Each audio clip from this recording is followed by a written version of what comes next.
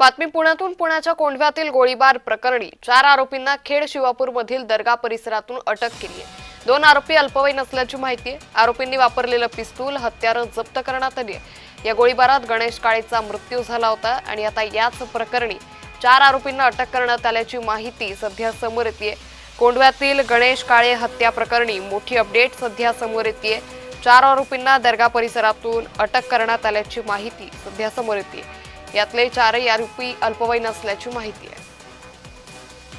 तर या संदर्भात अधिक माहिती घेऊयात आमचे प्रतिनिधी रोहन कदम यांच्याकडून।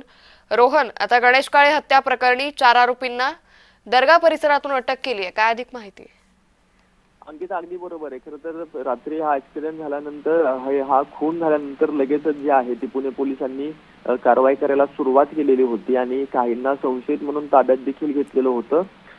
4 जणांना ताब्यात घेतल्याची माहिती जी आहे ती होती आणि या 4ही जणांना जी आहे ती या सगळ्या प्रकरणी अटक देखील करण्यात आलेली आहे। या 4 पैकी 2 जण जे आहेत ते अल्पवयीन असल्याची माहिती मिळते। अमन महबूब शेख आणि अरबाज अहमद पटेल आणि इतर 2 आरोपींना अल्पवयीन आरोपींना जी आहे ती खेड शिवापूरच्या जवळ दर्ग्याजवळ जी आहे ती अटक केलेली आहे।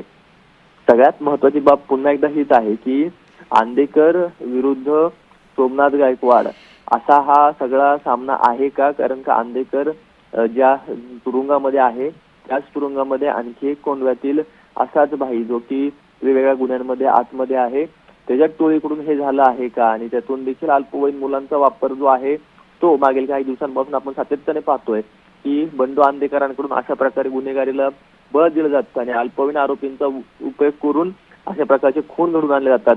त्यातलाच हा प्रकार पाहायला मिळतोय। म्हणून पुण्यातली जी गुन्हेगारी आहे ती अशा पद्धतीने अल्पवयीन मुलांना हाताशी धरून जे आहेत ते एकमेकांचा खून करून जो आहे तो गँगवर आपल्याला पाहायला मिळतोय। निश्चित। धन्यवाद रोहन, आपण दिलेल्या सविस्तर